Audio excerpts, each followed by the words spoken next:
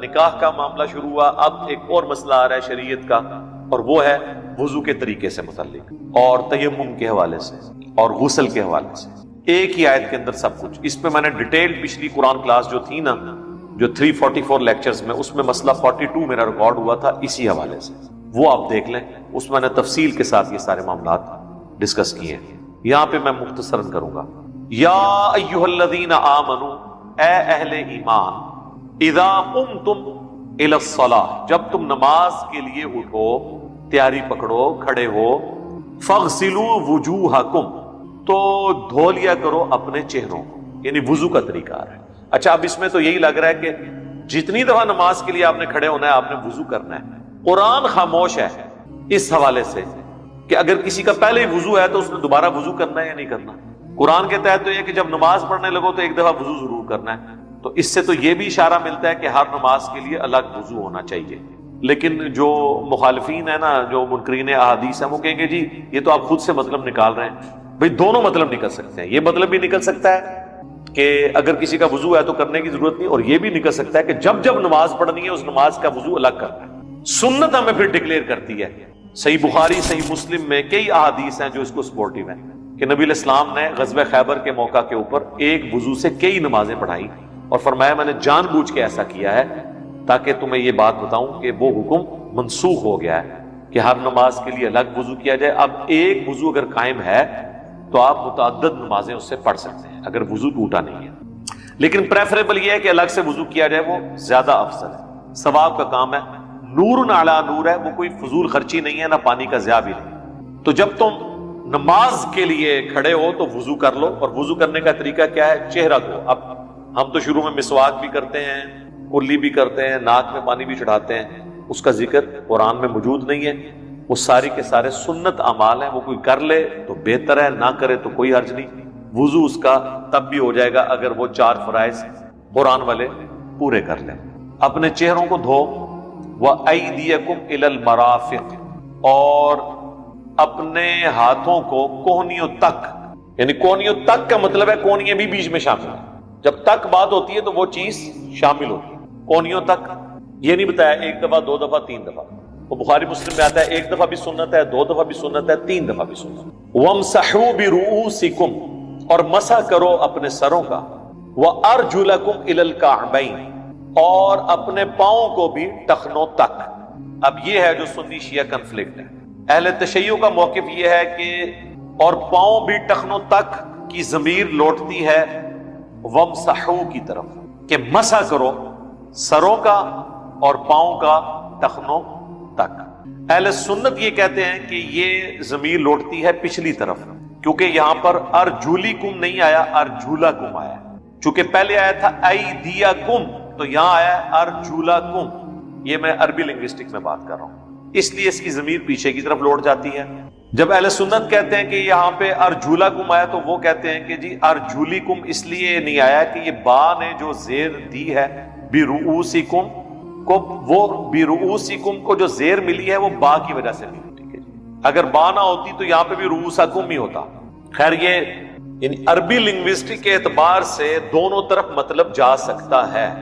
اہل تشیع کا موقف اس حوالے سے، یعنی اگر ہم اس کو کمپیئر کریں تو زیادہ مضبوط ہے، اور دوسری شاہ جی طرف بھی دیکھنا کہ قرآن حکیم کی جو فصاحت اور بلاغت ہے اس کے اعتبار سے یہ والا مطلب بھی کو بعید نہیں ہے، بلکہ زیادہ قریب ہے کہ مسح کرو اپنے سروں کا اور پاؤں کا ٹخنوں تک۔ اور اہل سنت جب اس ضمیر کو پیچھے لوٹاتے ہیں تو وہ یہ کہتے ہیں کہ جی یہاں پر یہ ذکر ہے کہ آپ نے سر کا تو مسح کرنا ہے اور ٹخنوں تک پاؤں کو دھونا ہے، کیونکہ ارجلکم آیا اور یہ پیچھے ضمیر لوٹ جاتی ہے۔ پھر دوسرا وہ یہ کہتے ہیں کہ جی لاجیکلی بھی آپ دیکھیں، جہاں دھونے کا ذکر ہے وہاں پہ اس کی حد بتائی گئی ہے کہ ہاتھوں کو کونیوں تک اور پاؤں کو ٹخنوں تک۔ اگر یہ مسح ہوتا نا تو تک والی بات نہ ہوتی، جنرل ہوتا کہ مسح کرو پاؤں کا۔ ٹخنوں کا ذکر کرنے کا مقصد یہ ہے کہ اس کو دھونے کی کوئی لمٹ ہے۔ تو جب وہ یہ بات کرتے ہیں وہ کہتے ہیں اچھا پھر آ جاؤ جناب مدان، اگر آپ کی یہی لاجک ہے تو پھر وہ کہتے ہیں ہماری لاجک یہ ہے کہ اسی آیت میں آگے چل کے جو تیمم کا طریقہ آ رہا ہے، نہ پاؤں کا مسح ہے اور نہ سر کا، اور وہ کہتے ہیں اس کے پیچھے لاجک یہ ہے کہ وضو میں جو اعضاء دھونے ہوتے ہیں ان کا مسح ہوتا ہے تیمم میں، اور وضو میں جو اعضاء مسح کیے جاتے ہیں وہ تیمم میں ہوتے ہی نہیں ہیں. کیسی لاجک ہے؟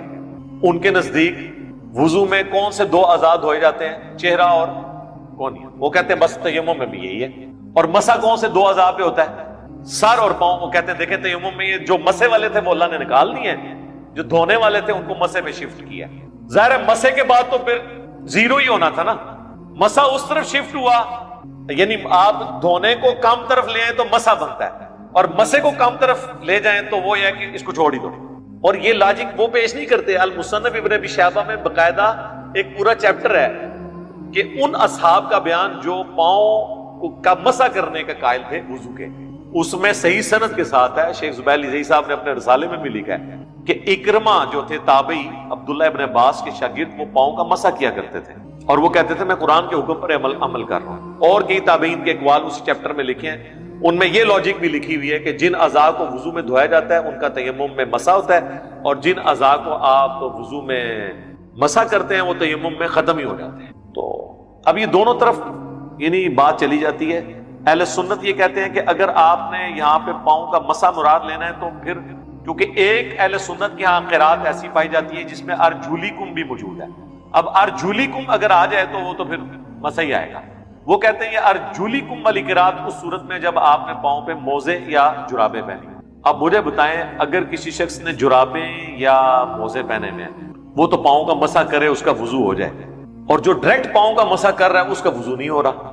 ان کے نزدیک اگر جراب کے اوپر مسح کرنے سے وضو ہو جاتا ہے تو ڈائریکٹ پاؤں کے اوپر بھی ہاتھ پھیرنے سے ہو جانا چاہیے، کیونکہ جراب کے کیس میں بھی تو آپ دھو کو نہیں رہے، خفین کے کیس میں یعنی موزوں کے کیس میں بھی آپ دھو تو کوئی نہیں رہے.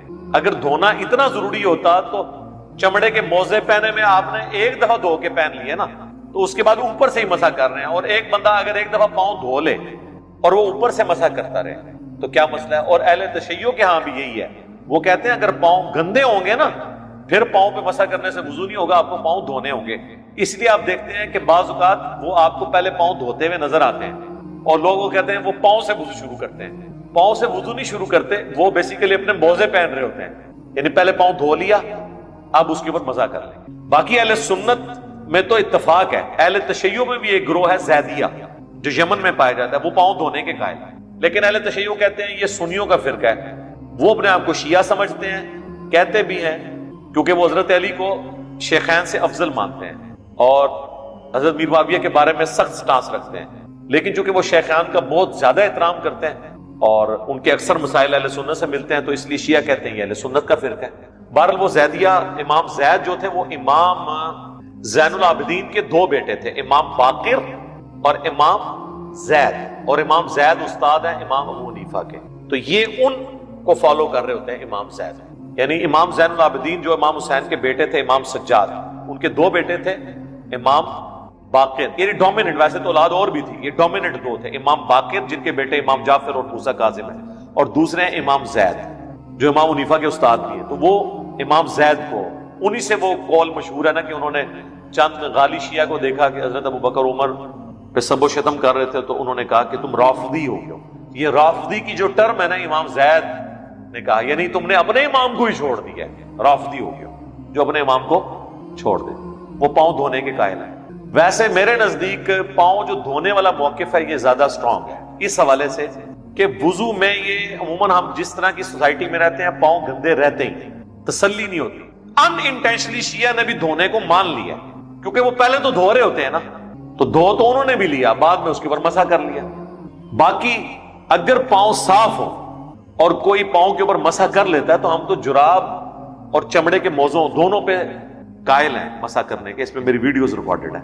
تو ڈائریکٹ بھی اگر پاؤں پہ کوئی مسح کر لیتا ہے تو اس کا وضو درست ہے. عبداللہ ابن عباس کے شاگرد اکرمہ، ان سے زیادہ کون قرآن جانتا ہے، اور اہل سنت کی کتاب ہے المصنف ابن ابی شیبہ. لیکن بعض لوگ نا وہ حدیث لے آتے ہیں بخاری مسلم سے، وہ کہتے ہیں بخاری مسلم میں حدیث ہے ایک سفر کے دوران ایڑیاں خشک رہ گئی تھی اصحاب کی نا، تو نبی الاسلام نے کہا کہ ایڑیوں کی وجہ سے عذاب دیا جائے گا. اہل تشیع تو کہتے ہیں یہ حدیث فیبریکیٹڈ ہے کیونکہ قرآن کے خلاف ہے.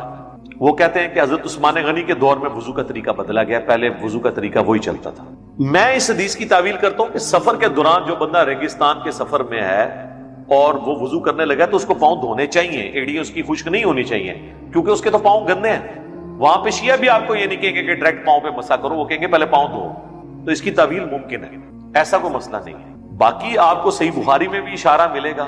اب میں اس طرح کی لینگویج نہیں استعمال کرتا ورنہ آپ کو بری لگے گی، میں کنٹرول الفاظ میں بات کرتا ہوں. صحیح بخاری میں ایک حدیث ہے کہ حضرت علی رضی اللہ تعالیٰ عنہ کوفے کی مسجد میں نا نماز ظہر کے بعد احکامات سکھایا کرتے تھے. چونکہ کوفے میں آپ نے دارالخلافہ شفٹ کر لیا تھا تو ایک دفعہ آپ نے لوگوں کو وضو کر کے دکھایا.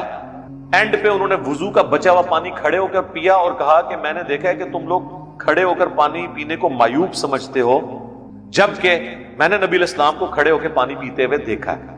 عمومی سنت بیٹھ کے پانی ہے، لیکن کھڑے ہو کے بھی اگر کوئی پانی پیے تو جائز ہے، حرام نہیں ہے. وہ صحیح مسلم کی حدیث جو کھڑے ہو کے پانی پیے وہ کیا کر دے وہ منسوخ ہے اس حدیث کی وجہ سے. تو سیدنا علی نے یہ عمل کر کے بتایا. اب اس میں بڑے حیران کن بات ہے، وہ اتنی لمبی حدیث ہے لیکن اس میں الفاظ پتہ کیا ہے؟ راوی کہتا ہے کہ حضرت علی نے وضو کیا، اس کے بعد یعنی وضو میں انہوں نے پھر ڈیٹیل دیکھیں کیا بیان کرتا ہے. چہرہ دھویا، دونوں ہاتھ کونیوں سمیت دھوئے. آگے آگے نہ راوی بھول جاتا ہے کہ دھویا یا مسح کیا. آگے راوی کہتا ہے، وہ جو نچلا راوی ہے، اوپر والے نے تو شاید پوری حدیث اس کو بیان کی ہو، نچلا راوی کہتا ہے اس کے بعد اسی طریقے سے انہوں نے ذکر کیا سر کا اور پاؤں کا. یار ایک لفظ اور ایڈ کر دیتا کہ سر کا مسح اور پاؤں دھونا، اور پھر اس کے بعد یہ ہے کہ وضو کا بچا ہوا پانی پیا. پھر لوگوں سے خطاب کر کے کہا کہ تم لوگ معیوب سمجھتے ہو، حالانکہ میں نے اتنی لمبی حدیث میں ایک جملہ کام کرنے کی کیا ضرورت تھی راوی کو؟ اس سے کوئی حدیث چھوٹی تو نہیں ہو جانی تھی. حضرت علی کی اپنی باتیں نقل کی ہوئی ہیں جو نبی علیہ السلام کے وہ ریفرنس سے بیان کر رہے ہیں، اور وہ اینڈ پہ کہہ رہے ہیں کہ میں نے رسول اللہ کو اس طرح وضو کرتے ہوئے دیکھا ہے. اس میں راوی جب وہ پاؤں کا اور سر کا ذکر آیا نا تو کہتا ہے اسی طریقے سے راوی نے پھر سر کا اور پاؤں کا ذکر کیا. کیا ذکر کیا؟ اسی طریقے سے ذکر کیا تو اس کا مطلب ہے سر دھویا تو وضو میں تو نہیں دھویا جاتا. اب اہل تشیع کہتے ہیں کہ یہاں پہ مسح ہی تھا اور راوی نے اس کو سکپ کر دیا. مجھے بھی بعض بات شک پڑتا ہے کہ شاید ایسے ہی ہوا ہو. اور یہ راوی سے مراد میں امام بخاری نہیں لے رہا، امام بخاری سے اوپر کئی ایک واسطے ہیں، یہ نہ ہو کہیں کل کو کہتے ہیں امام بخاری کے اوپر فتویٰ لگا دیا. باقی اور اہل سنت کی کتابوں میں یہ روایتیں جب اس طرح ملتی ہیں تو وہ مسح کے ذکر کے ساتھ ملتی ہیں. اس کو کوئی جھگڑا نہیں بنانا چاہیے.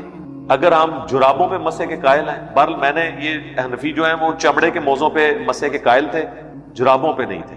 جب میں نے خالی پاؤں پہ مسح کی بات شروع کی انہوں نے کہا سر آپ جراب پہ کر لیا کریں، خالی والا کام نہ کرو.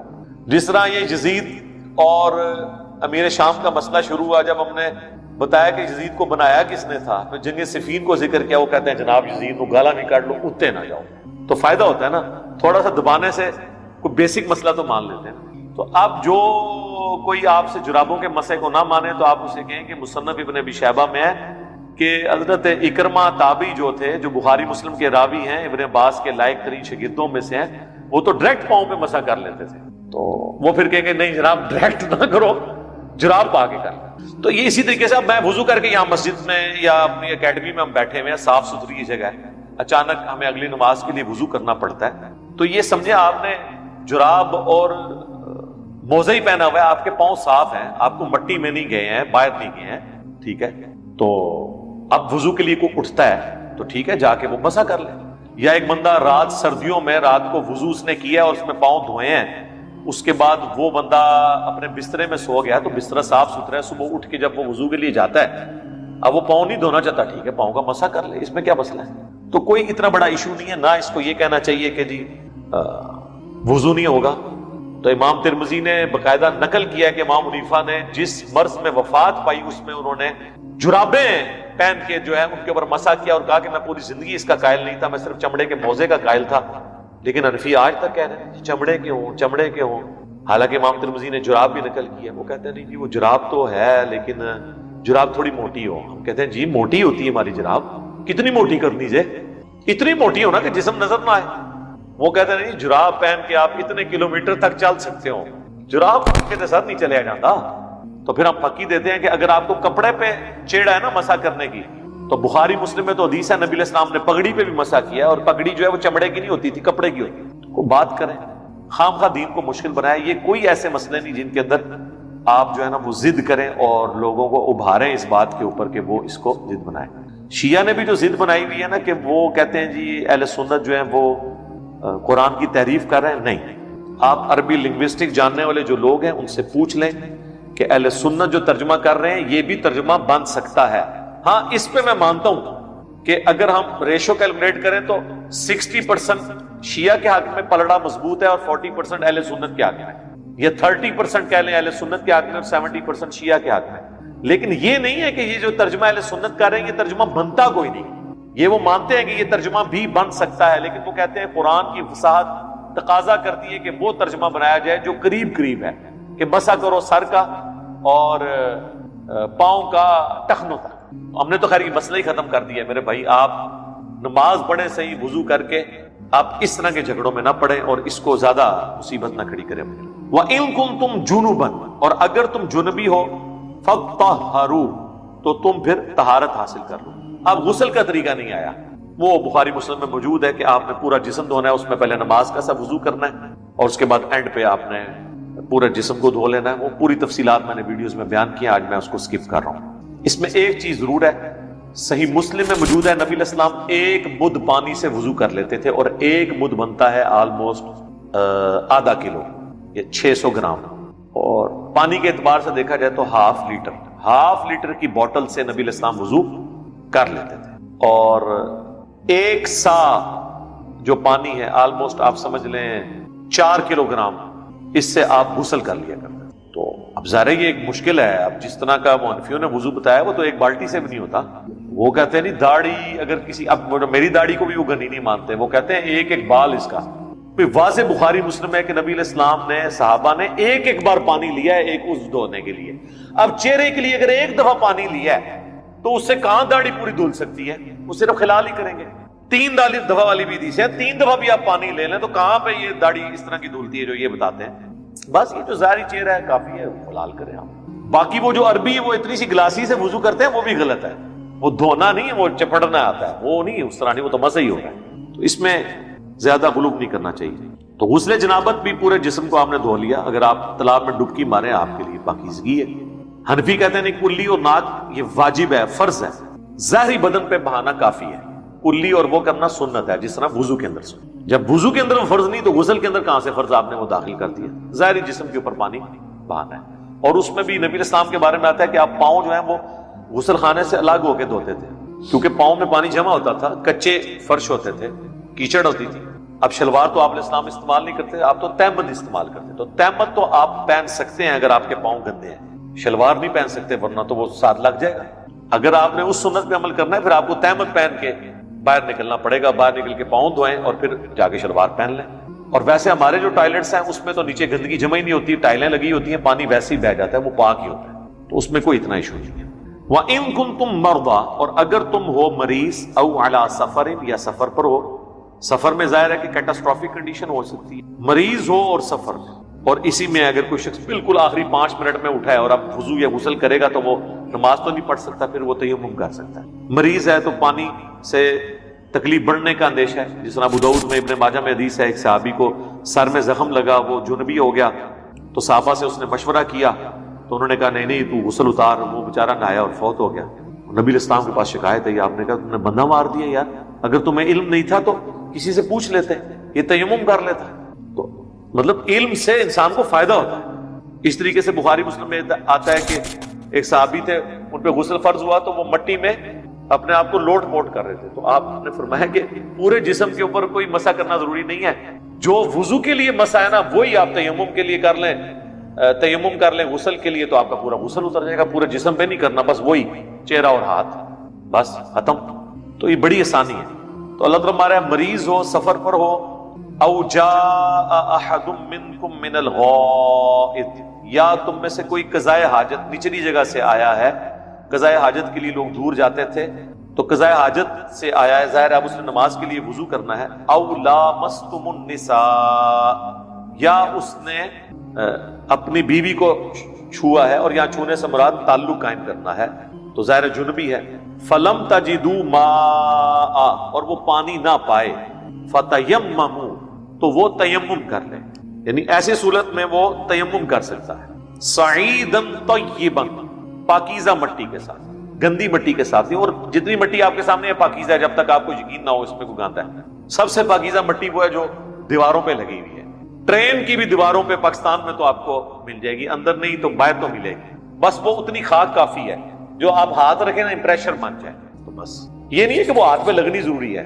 مٹی کے ڈھیلے پہ بھی ٹچ کیا, اس کے بعد چہرے پہ یوں ایک بار کیا, پھر ٹچ کیا, دایاں اور بایاں ہاتھ اس میں کیا, تیمم بھی ہو گیا, غسل بھی ہو گیا, وضو بھی اتر گیا, اور آپ نماز پڑھے.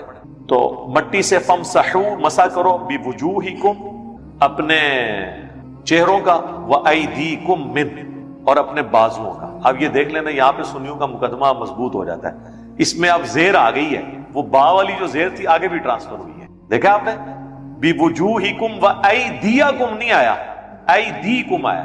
تو وہاں پہ بھی اگر برؤوسکم وارجلکم ہوتا نا تو مسح والی طرف جا سکتا تھا. یہ بھی وہ پیش کرتے ہیں اہل سنت اپنے حق میں. اب میرے لیے اہل سنت بھی وہ ہیں اور اہل تشیع بھی وہ ہیں. کیوں؟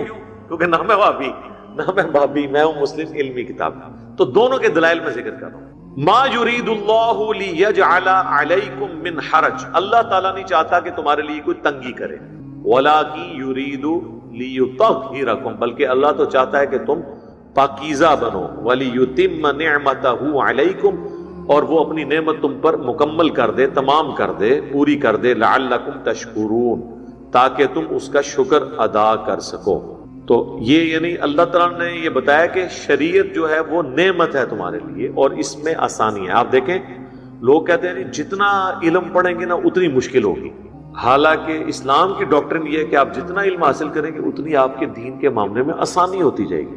آپ کو پتہ چلے گا اچھا یہ اتنا بھی مسئلہ نہیں ہے, اس میں یہ بھی ہو سکتا ہے, اس میں یہ بھی ہو سکتا ہے. آپ دیکھیں نا کتنی آسانی ہے. اب کئی لوگ ہیں بیچارے جنہوں نے سردیوں میں 1 نمبر کے بڑے بوٹ خریدے ہوئے تھے چمڑے کے موزے پہننے کے لیے. پھر وہ کہتے تھے ہم چلیں گھر تو پہن لیں گے, دفتر میں ہم جائیں گے تو کیا لگیں گے. ہم نے بتایا میرے بھائی نہیں, جرابوں والی حدیثیں بھی ہیں, کم از کم 5 صحابہ سے ثابت ہے. صحابہ کا اجماع ہے کہ جراب پہ بھی مسح ہو جائے گا. ابو داؤد میں, ترمذی میں, مصنف ابن ابی شیبہ میں آثار احادیث موجود ہیں. اب لوگوں کو آسانی ہوگی ہے. میرے خود پاؤں سردیوں میں بڑے خراب ہو جاتے تھے. ظاہر ہے سردیوں میں آپ پاؤں پھر اتنے اہتمام سے اس کو دھونا, پھر خشک کر کے, پھر بھی کہیں نہ کہیں آپ کو پاؤں پھٹ جاتے ہیں. لیکن اگر آپ فجر کر کے پڑھ کے ایک دفعہ پہن لیں جرابوں میں تو آپ آفس بوٹ پہن کے بھی جا سکتے ہیں. آپ کو مسئلہ نہیں, کوئی 1 نمبر بڑے بوٹ نہیں لینے پڑیں گے آپ کو. اور جراب آپ کو زیادہ تنگ نہیں کرتی. وہ جو چمڑے کے موزے ہیں ان میں تو پسینہ بھی آ جاتا ہے. ظاہر ہے وہ بالکل ایئر ٹائٹ ہوتے ہیں نا. ہمارے علاقوں میں تو اس لیول کی سردی نہیں ہے جو ریگستان کی راتوں میں ہو یا برفیلے علاقوں میں. تو اس میں تو ہمارے یہ والی جرابیں بھی موٹی والی جو عام ہیں, یہ موٹی جراب ہی ہوتی ہے جس میں آپ کو جسم باہر نہ دکھائی دے, تو وہ آپ پہنیں اور اس میں مسح کریں. اور آپ کو اگر کوئی تنگ کرے تو اسے کہ مصنف ابن ابی شیبہ میں ہے کہ پاؤں پہ بھی مسح ثابت ہے. اب بتاؤ پاؤں پہ مسح کروں یہ جراب ہے, تو وہ خود ہی کہیں گے یار جراب پہن کے پاؤں پہ ٹریک نہ کریں. اچھا وہ ہمارے ایک دوست ایک دفعہ نماز پڑھائی انہوں نے, تو پیچھے ایک دیوبندی بھائی تھے, وہ نماز کے بعد ان کو آ کے کہتے ہیں کہ جناب یہ آپ نے جراب پہنی ہوئی ہے تو آپ نے وضو میں اس کو مسح کیا ہے یا وضو کر کے جراب پہنی تھی؟ کہا کہ کیا مسئلہ ہے؟ ان کا جی وہ تو نماز ہماری تو نہیں ہوگی. تو ان کو یعنی شک پڑ گیا. وہ کہتا ہے یار تمہیں یہ شک کیوں پڑا ہے کہ میں نے اس پہ مسح کیا ہوگا, میں نے وضو کرنے کے بعد بھی تو جراب پہن سکتا ہوں. کہتا نہیں سردیاں ہو سکتا ہے کیا ہو. تو اس نے بھی پھر اس کو تپایا, اس نے کہا میں نے نہیں بتانا. آپ ان کے لیے اگلا وہم ان کو ڈالیں, آپ دیابنا کو, دیوبندیوں کو عربی میں دیابنا کہتے ہیں نا, جیسے وہ بریلویوں کو بریلویہ تصغیر کے سیغے کے ساتھ. تو دیابنا ہو یا بریلویہ ہو حنفی, آپ ان کو کہیں کہ اگر کوئی بندہ آج کل بغیر جراب کے ننگے پاؤں میں نماز پڑھا رہا ہو نا, تو کوئی پتہ نہیں اس نے پاؤں کا ہی مسح کیا ہو, کیونکہ کئی لوگ اب پاؤں پہ مسح کرنے کے قائل ہو چکے ہیں. لہٰذا اب ننگے پاؤں کسی کا نماز پڑھانا اس بات کی دلیل نہیں ہے کہ اس نے پاؤں دھوئے بھی ہوئے ہیں کہ نہیں. ہو سکتا ہے اس نے اوپر گیلا مسح کیا ہو, لہذا کڑ کڑ کے مر جاؤ یا قرآن و حدیث پہ آ جاؤ. اگلا وہم بھی ڈال دیتے ہیں نا. زیادہ وہم ڈالیں گے تو ایک وقت ہو گے یار چھوڑو بس ٹھیک ہے جس طرح کرو, یہ آ جاتی ہے اسٹیج پہ بندے میں. تو سر جراب کو چھوڑ دے, جراب کے بغیر بھی کوئی نماز پڑھا رہا ہے تو عین ممکن ہے کہ اس نے حدیث پہ عمل کرتے ہوئے پاؤں کا مسح ہی کیا ہو ڈائریکٹ, اس کو تو آپ نہیں پکڑ سکتے. لہٰذا اتنا بھی اس نے ذہن نہ رکھے. باقی کتابوں میں نے ابو داؤد ابھی جو بندیوں نے ایک چھاپی ہے اس میں انہوں نے لکھ دیا کہ ہم جرابوں میں مسح کے قائل ہیں, لیکن پبلک کو ابھی تک نہیں بتا رہے. پبلک کو وہی کہانی کرائی گئی تاکہ پبلک مشکل میں پڑے رہے اور ان کے چمڑے کے موزے بکتے رہے. ظاہر جراب تو چائنا نے بنا دی, یہ 15-20 روپے کی, چمڑے کا موزہ آپ کو 200-250 روپے کا ملتا ہے. ٹھیک ہے, چمڑے کا موزہ ان کی اپنی فیکٹریوں میں تیار ہوتے ہیں جہاں پہ 7 رنگوں کی پگڑیاں تیار کرتے ہیں. اور وہ ایسے مشکل رنگ آپ کو بتا رہے ہوتے ہیں جو مارکیٹ سے ملیں گے بھی نہیں، جب ملیں گے تو بہت مہنگے۔ وہ ایک کلر نکالا ہوا ہے اسموک گرے کلر۔ اب اسموک گرے کلر کا اگر آپ کاٹن کا جوڑا ہی خریدیں گے تو اس میں سے پگڑی بنے گی۔ عام حالت میں آپ پگڑی کے لیے جائیں گے تو وہ کہیں گے نہیں آئیں آپ ہمارے مکتبے پہ، آپ کو مل جائے گی پگڑی۔ 7 رنگ آج اناؤنس ہوئے ہیں، اگلے دن مارکیٹ میں اویلیبل ہیں۔ اس کا مطلب ہے کہ 1 مہینہ پہلے پلان کیا ہے کہ ہم یہ 7 رنگ اناؤنسمنٹ کریں گے، اور وہ